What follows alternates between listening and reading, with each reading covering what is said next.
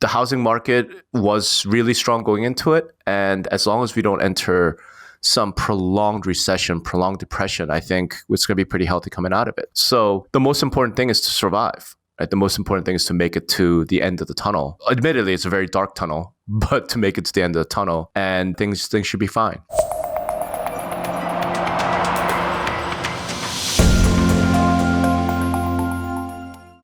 Welcome to today's episode of the Waking Up to Win podcast series. I'm your host, Mark Pessin, Chief Learning Officer at Realty ONE Group. As always, we are proud to bring you insights, tools, and resources from industry leaders and our own industry experts. They continue to join us to provide you with messages which are relevant, timely, and shared in a way to empower you, the real estate professional. Our goal is to help you identify today's challenges as true opportunity. So today I'm excited to have a celebrity in our industry on the podcast. Rob Hahn, the notorious ROB, has joined me to share his thoughts and insight on the current market conditions. Rob, thanks so much for spending a little time with me today. Oh, thank you, Mark, for inviting me. And that's so weird to hear that word applied to me, celebrity. Wow.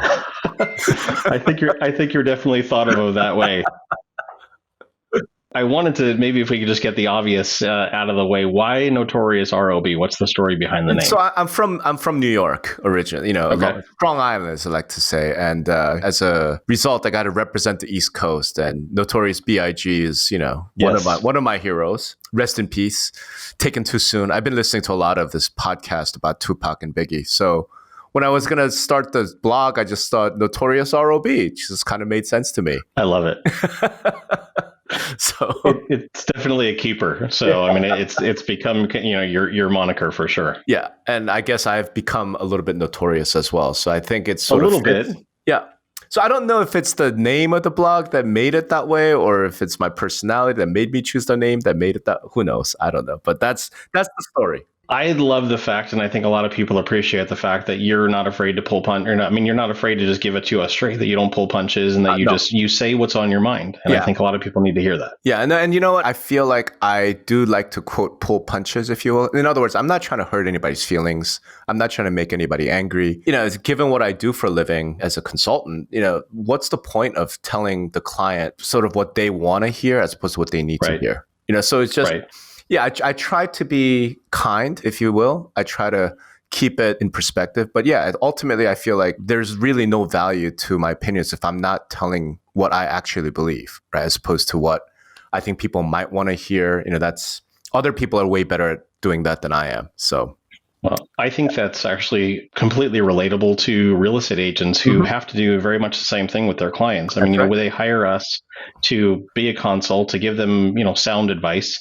And if we sugarcoat it or we don't tell them the truth about what their experience is going to be or what they should expect, especially in a market like this, then we're not really doing them the service that they hired us for. That's right. And, obviously there's ways of positioning that message, right? But I do think all of us, ultimately, have to do what's right. And I think doing what's right is, we could be wrong, right? Like I could be wrong and I'm happy to be wrong, but I do feel like I owe it to my clients certainly, and then my listeners, any readers, just to tell them what I actually think, as opposed to, whatever might advance some purpose of mine or something. I don't do that. Absolutely. So no, and I appreciate that. Yeah.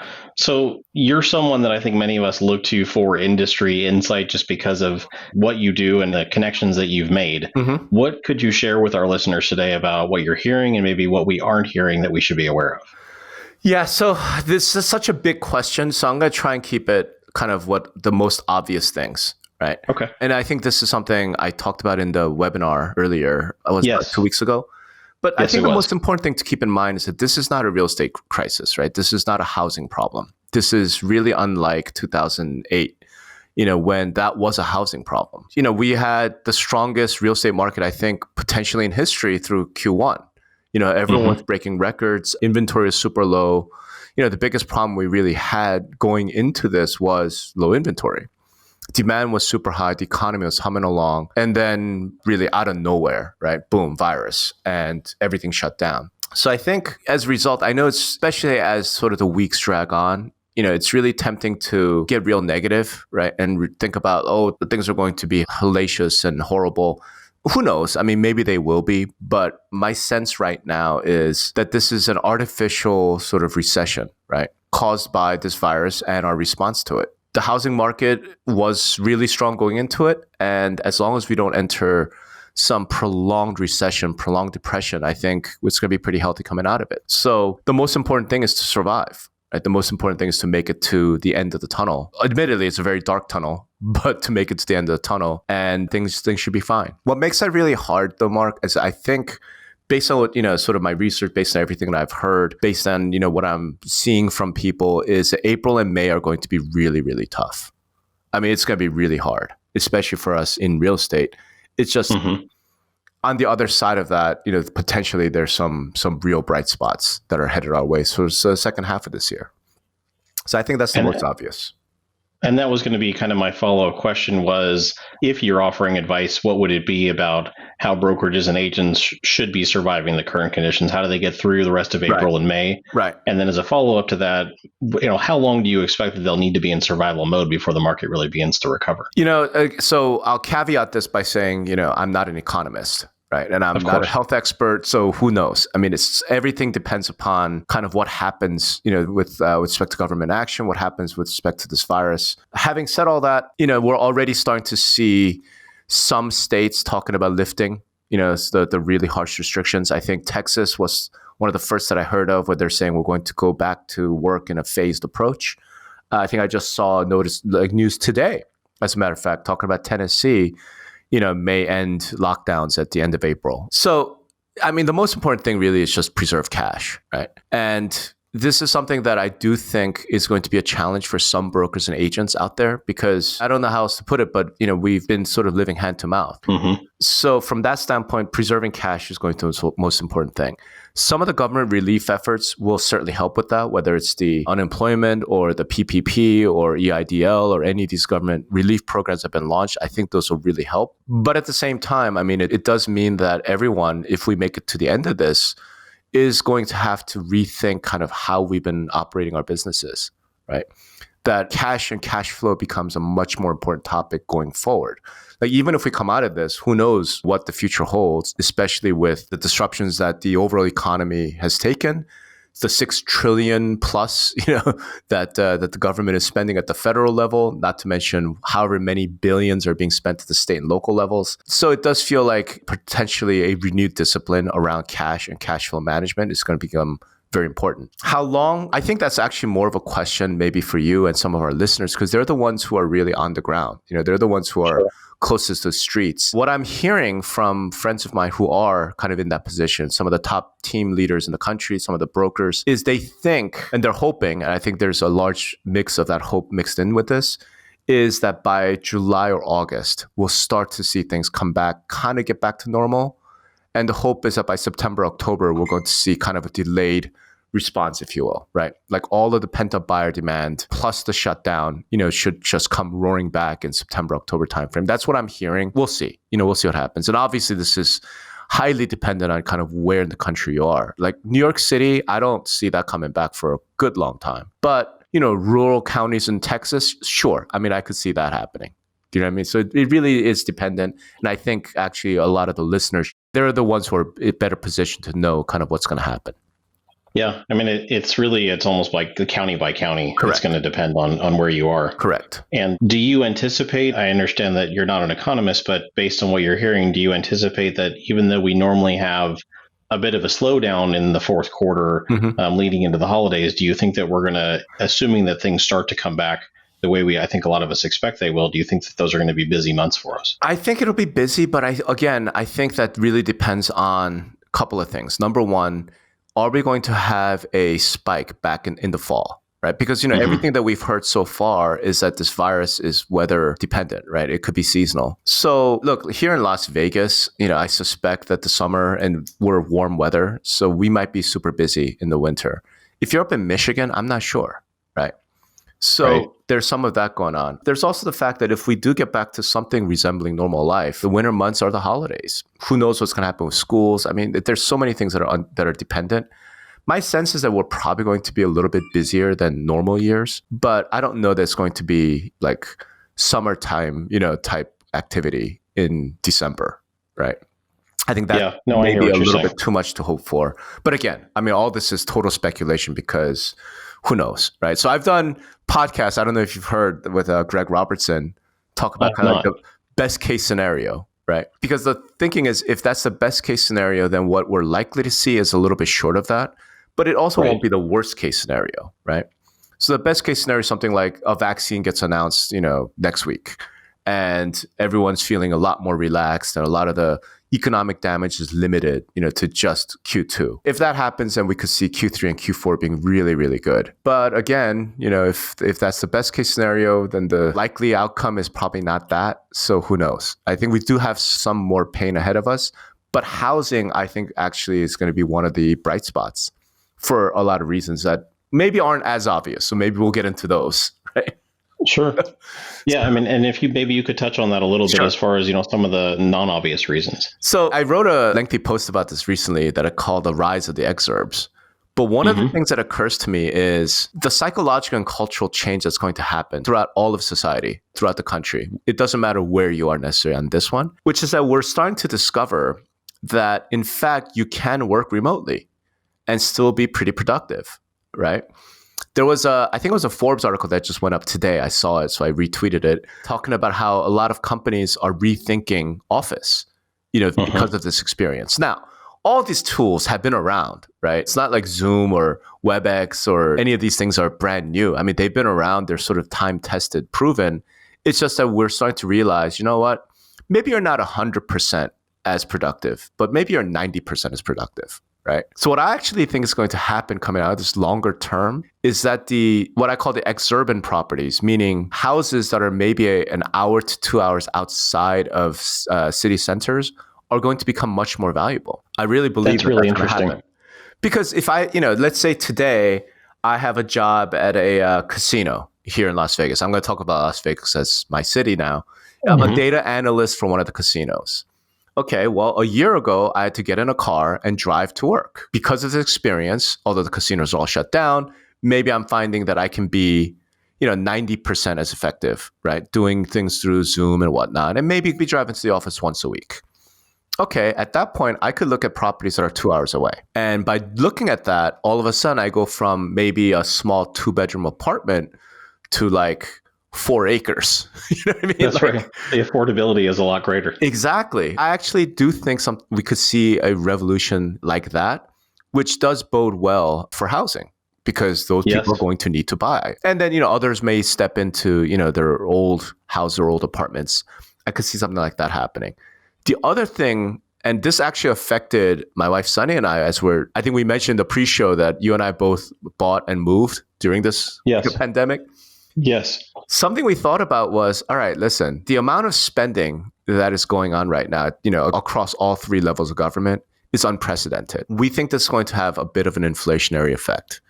I mean, because that's just basic economics. It seems unavoidable. Yeah. What that then says is housing becomes a fantastic store of value because we all have to live somewhere and brick and mortar is not going anywhere. And whatever mortgage, and the rates are incredibly low, anyway, even with all of the disruption, if you are able to purchase a house, buy a house today in these times, it just seems like a smart thing to do. And presumably the smart brokers and agents are out there telling their potential buyer clients that, right? That maybe this is not the time to, quote, sit on cash because who knows what your cash will be worth a year from now. Whereas you need a place to live and whatever you're paying, you're going to be paying back in depreciated dollars. It just seems like a smart thing to do. And I think more and more consumers will come to realize that as we come out of this sort of immediate lockdown crisis mode into something maybe a little bit more like regular, normal life mode, right? So you combine the two, and I actually think we could see a significant amount of activity across sort of our suburban and exurban counties, as well as within the cities, right? The price might drop a little bit, but that makes it more affordable for first-time home buyers, et cetera. So I do think housing could be a bright spot in the economy, but we'll have to see. All of that's highly dependent on, what happens with the overall economy, because if we still have like 25 million people out of work, then none of that applies. Right. So hopefully none of those things are going to happen. But it's interesting what you're saying, because traditionally I think that the media and maybe just the public in general, there tends to be a lag time between what's happening in the market and the awareness of what's happening in the market. I could see what you're saying, where we could start to see maybe a handful of buyers and sellers and investors taking advantage of the market conditions, and then a larger number of those people wanting to jump in and take advantage of it as they become more aware of it. Right. And I do think we could see some really funny things happen, right? Let's face it, like we've all been home for like 4 to 6 weeks. Right? Yeah. It seems to me that if I'm a 30-something, just newlywed, and we're expecting our baby, that life event thing, which drives real estate, right? Yes. Well, I just spent 6 weeks in a 2-bedroom condo. Maybe going forward, the type of house that I'm going to want and where I want to live is going to dramatically change. And that's the stuff that we haven't really thought about yet. Right. I'm personally excited to see what happens, because if I were that 30-year-old, I definitely want to be thinking about, let's move out to the country. Yeah. Maybe get that extra bedroom. Maybe, or simply we know we're going to want our new baby to be able to run around outdoors because it was such a premium during the lockdowns. Well, why are we settling for a 4,000 square foot backyard when we could have a 4-acre backyard? I mean, stuff like that, I think a lot of the younger folks are going to start thinking, plus they're first-time home buyers. A lot of them may have depleted their savings, so affordability is going to become a real concern for them. So, now listen, what does that mean then for kind of the city properties, right? What does that mean for suburban, like real close in to central business district? Those are probably gonna have to drop in price a little bit, but I don't know that that's such a bad thing, especially for some of our more overheated markets, where housing affordability was a real concern anyway. So, we'll see what happens. Very interesting. And I appreciate that perspective. It's not something that I think necessarily a lot of people think about. So very insightful. And something else that you've spoken about and written about, I think quite extensively, and I know it's on the mind of a lot of agents because they're very aware of the competition that they had going into the shutdown, is some of the iBuyers and companies like Opendoor and Redfin. And we're seeing, them laying off significant numbers of agents and staff. And I'm curious on what your perspective is on that, and if that you see that as just a short-term solution and those companies will come back strong down the road, or is that indicative of maybe a longer-term or permanent shift in the way they do business? So I actually have kind of an outlier on this topic, right? Because I tend to think that iBuyer will come back stronger than ever. So I wrote a post on my site. I think it's VIP only, so it might be only for subscribers. But where I looked at the numbers, and the issue with Opendoor is I think they got caught in a cash crunch, and they just had to do what they did, I think to their detriment. So I think Opendoor will come back, but they may not be as strong as they were going into it. What I mean by that is I could really see Opendoor retrenching into kind of their strongholds, the Phoenix, Atlanta, Dallas type markets where they've been around the longest and where they have the most success. Zillow, on the other hand, does not have a cash crunch. And all of the suspensions really, to me, are because of lockdowns, right? The minute we come out of this, one of the things that I'm actually really eager to see, but what my gut tells me is that just the general practice of real estate, vacant properties are going to be more valuable, right? And it depends on the person. I get all of that. But if I'm a seller, do I really want to have 50 strangers walking through my house? Of course not. Right. Yeah, not and right if now. Not, then I get it. And this is the way that real estate brokers and agents have been sort of, quote, fighting iBuyers for a long time. It's like, you're leaving a lot of money on the table. I don't know that matters as much going forward, right? Yeah. Similarly, with a buyer, I think people are going to have this sort of psychological thing in the back of their mind. I'm walking through this house and it's already occupied. Somebody's living there. I don't know who those people are. I don't know what their hygiene, whatever their habits are. Do I really want to do that versus can I just go tour a vacant home? We'll see how that plays out. But my gut feeling is the iBuyer model, specifically the market maker model that Opendoor and Zillow deployed, it's going to explode. But there's another model that people are not thinking about, they're not talking about, and it's the fly homes and knock model. So those companies, for people who may not be familiar, what they do tell is us about that. They go and buy the next house for cash. Okay, so it's not that, so like Zillow and Opendoor, what they were saying is, you want to sell us your home, we'll pay you cash. What Fly Homes and Knock would do is they say, list your home with us. We are going to then go shopping for your next house. We're going to buy that house for cash. You're going to move into that house, and then we're going to sell your vacant home. I could see that model being extraordinarily popular because that's something that brokers and agents can actually do themselves. Right. You don't need as much capital. You're not, you're taking on some properties kind of onto your balance sheet, but it's really more like a bridge loan, right? So yeah, very much so. That being very, very popular going forward. So I happen to know there are some brokers and there are some, sort of the larger agent teams that are already kind of doing that. I could see that being a real opportunity when we come out of this, right? Yeah, so iBuyer, I think, well. is here to stay. I think it's going to come back stronger than ever. And I think the question, if I'm a broker or an agent listening to this podcast, has got to be, fine, I can't do what Zillow and Opendoor does because I don't have access to that kind of capital. But I should absolutely be thinking about what Knock and Fly Homes do and see if I could, get enough capital to do something like that. Because the value proposition would be so immense. Interesting. Redfin, I just posted about this too. Most people are looking at the 40% furloughs and layoffs of the field agents. I don't think that's the right number. I think the real number to look at is the fact that they laid off 7% of the quote employees. 7% is not big enough. You know what I mean? It's not 35% that Opendoor did. What 7% says to me is that they took advantage of this to get rid of some of their C players and problem children. Right? And I call it that because I heard that from a broker owner, very large broker owner who had plenty of cash, didn't need to do anything, but basically said this coronavirus thing was the perfect cover for us to kind of eliminate some people that we've been wanting to get eliminated anyway. So if that's the case, Redfin will be back. They'll be just fine. They have plenty of cash. They raised even more cash. And cash is king right now in terms of survival. Mm-hmm. And the thing about Redfin is you have to think of Redfin not as a brokerage because they're really not. They're an agent team. And if you look at agent teams in every local market across the country, the stronger ones, they're not retrenching. They're not retreating. They're gearing up to get even more aggressive and take more market share. Yeah. So when I think of them that way, then Redfin's going to come back stronger than ever and take even more market share. Now, Redfin's not going to take 40% market share. They're sub 1% before this. So maybe they take 1.5%. Maybe they take 2%. Mm-hmm. It still leaves a ton of work for a lot of market share for everybody else. And the question is, are you going to be one of those that can take advantage of that or not? Right.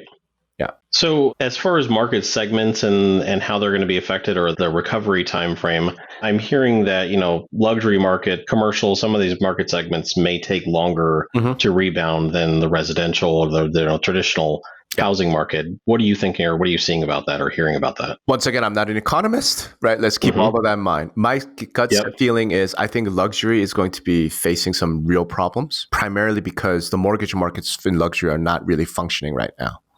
Right. I think commercial might be in deep trouble, really deep trouble. Because like I said, we just talked about how companies are looking at office differently. Yeah. Well, we know retail is going to be hammered. We know restaurants are going to be hammered. So I think commercial is going to potentially be the real dark spot, right? I could really see some real problems happening in commercial.